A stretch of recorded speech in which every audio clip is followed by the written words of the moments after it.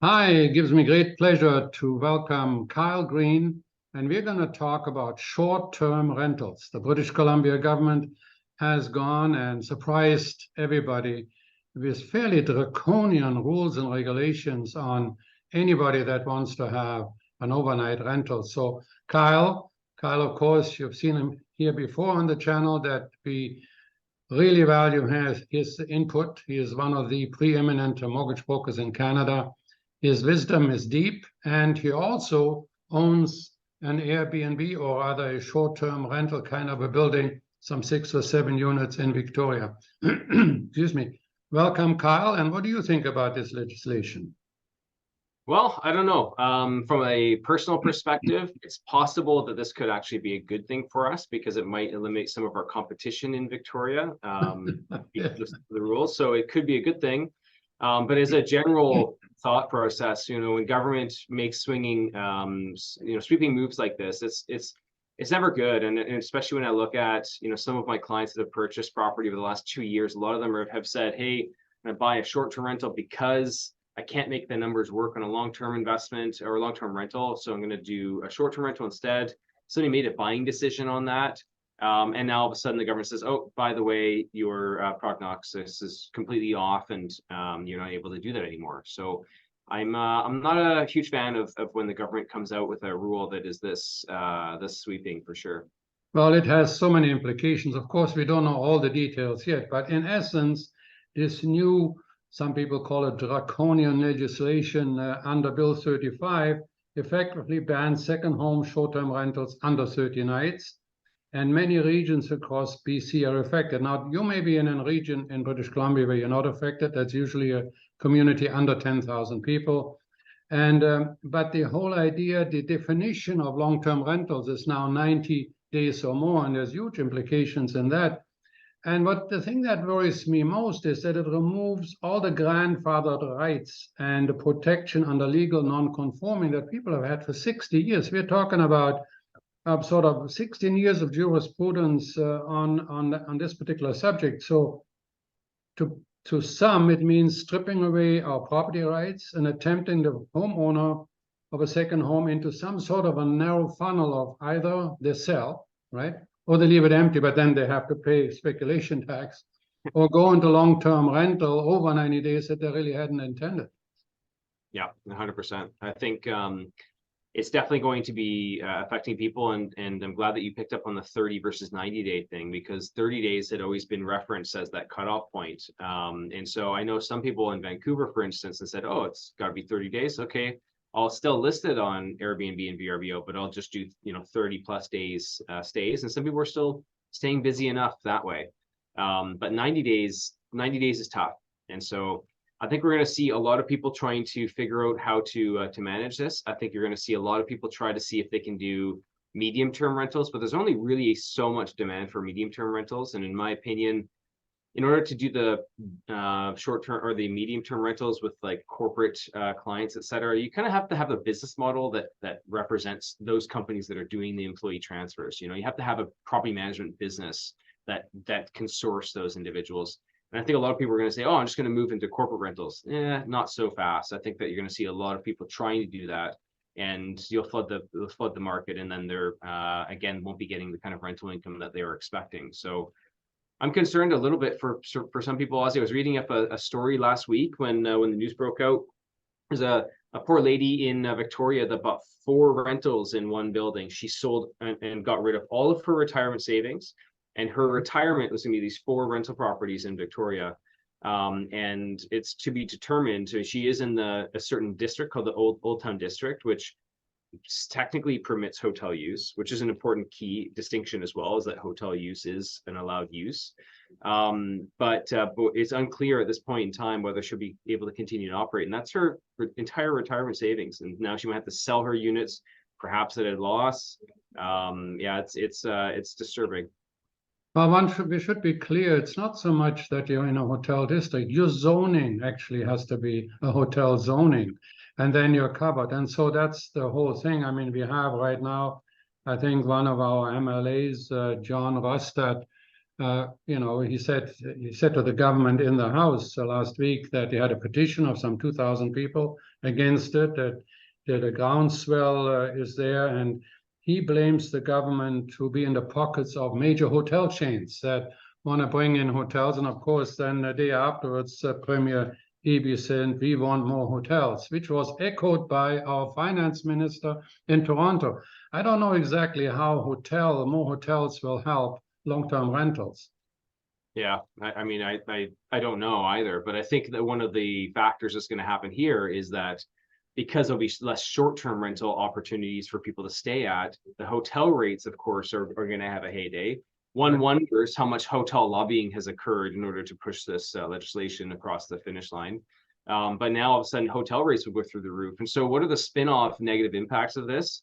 It could be a negative impact on our tourism industry here in BC, right? So if it's way more expensive to stay at in Victoria or anywhere else, then that might curb people to look elsewhere. And a lot of people that I talk to, Ozzy, are just they prefer the short-term rental. They prefer the suite with the kitchen, that they get to go there, they get to cook their food, etc. They just prefer that option. And maybe this will be a push for hotels to finally offer more of that type of option. But I think that that's another issue. Is it's not just that the people will go in a hotel, don't worry about it. I think that it will have an impact on tourism because people won't find the suitable housing they're looking for while they're vacationing. Carl, you put your finger on the problem, because why is it so successful? I mean, the whole question is short-term rentals are successful because generally they're a lot cheaper than our hotels. I mean, I was just at Whistler. I had an average kind of a hotel room. I was making a speech to the Dental Association, and no, I didn't have to pay for it personally, but they had to pay for me. It was $500, you know, for the night, right? So on a 2-night stand, it's $1,000. I could have gone to, maybe not in a hotel, kind of an area like Whistler. Resorts always have different things. But governments make decisions that are really surprising. I was just had some exchange with the mayor of Sun Peaks. For instance, Whistler is exempt on foreign buyers buying, right?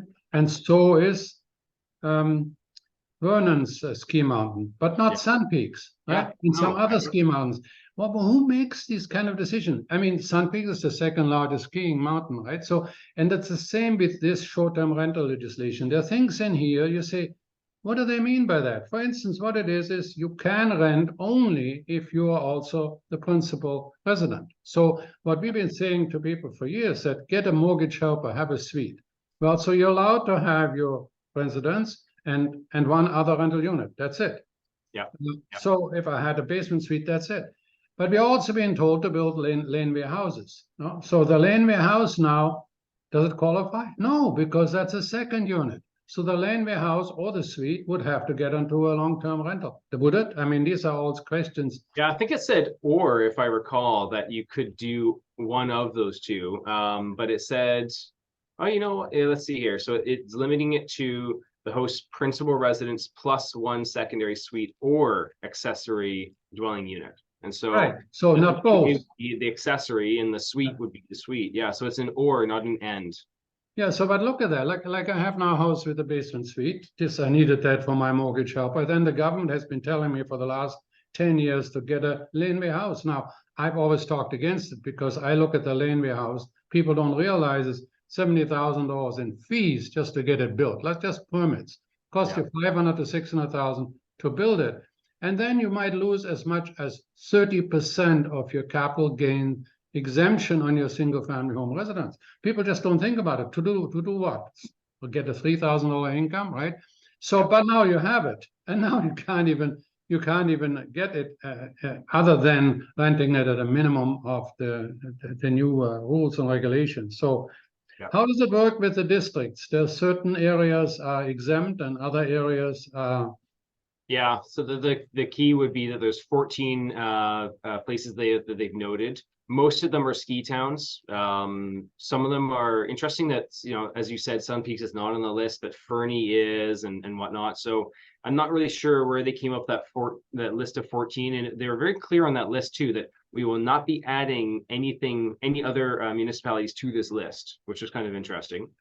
Yeah, but But I do we use say some- that they call it the regional districts that are captured. Now, he says if you are in any of those regional districts or other areas, then you're safe, right? But they say that the regional district, for the first time in their history, has the ability to issue business licenses. Guess what they will do? Of course they will. It's a source revenue source, right?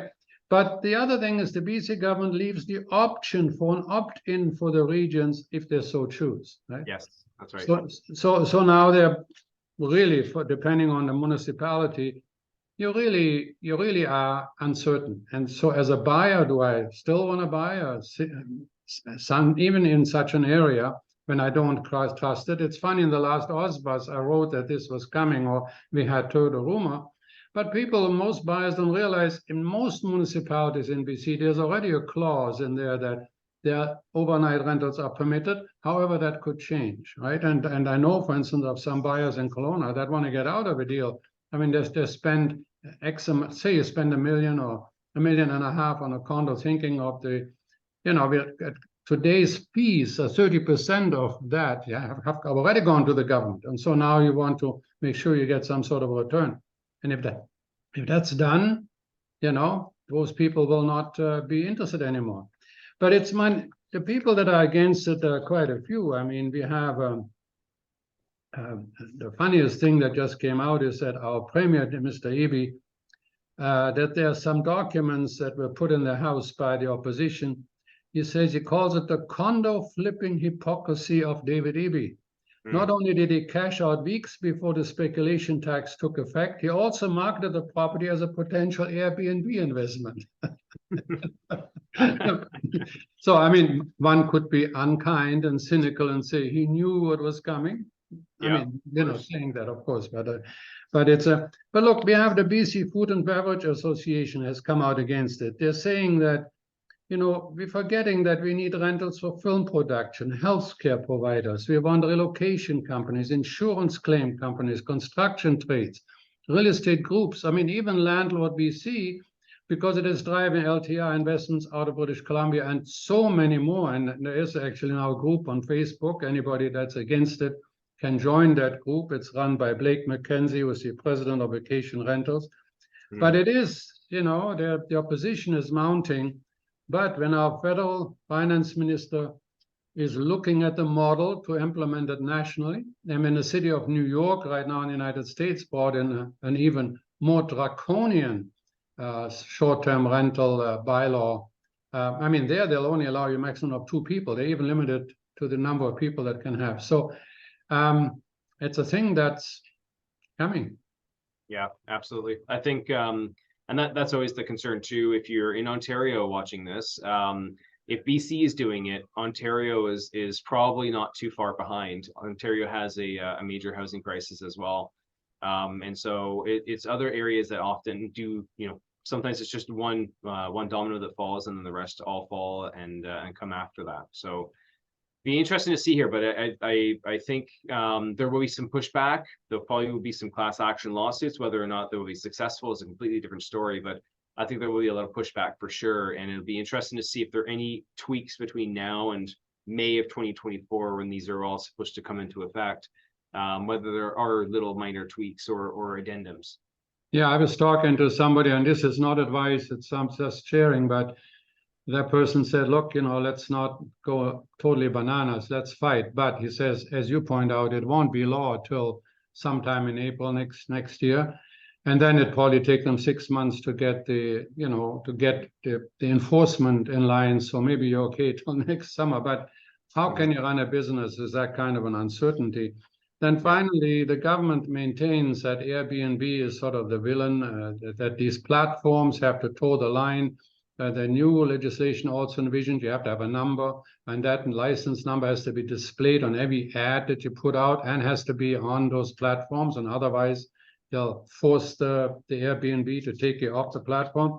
The crazy thing is that they're blaming Airbnb, but when you look at the Conference Board of Canada came out and said that on a provincial level, there is no evidence that Airbnb activity has pushed rents upwards, right? So they just came out with this with this comprehensive study, which was called All Airbnb and Rental Markets between 2016 and 2022. And again, we find no compelling evidence that the level of Airbnb activity had a meaningful impact on rent. So, you know, so we are again solving a problem, hoping that rather than just going and building 20,000 units and making that easy, we don't do that. I mean, the crazy thing is federal government and the BC and the provincial governments and the city governments are not together. You and I talked about it. Several developers I talked about it. We've got to put them all in one room with absolute powers to make decisions, and don't let them out until they come up with a meaningful decision. Look, the federal government finally came out and did away with the GST on rental construction, right? So great.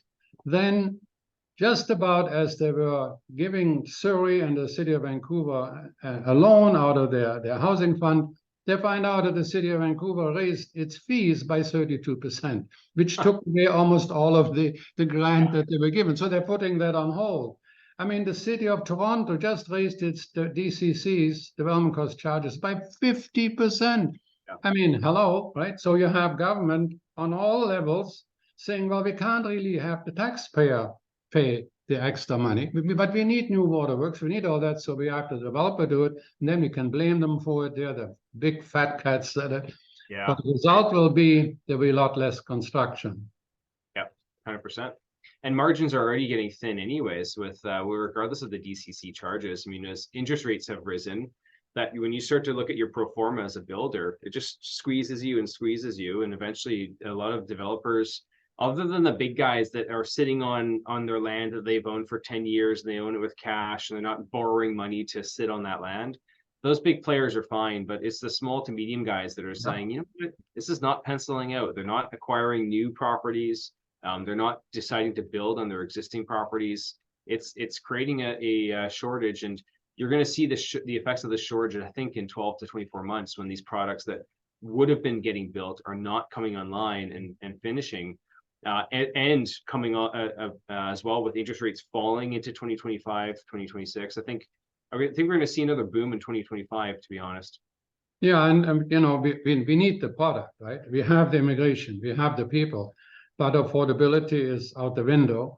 More importantly, the developer is very difficult to make money, you know, now under the rules. Now, this October and September, a lot of developers came to the market with a short-term, I mean, the pre-sale product.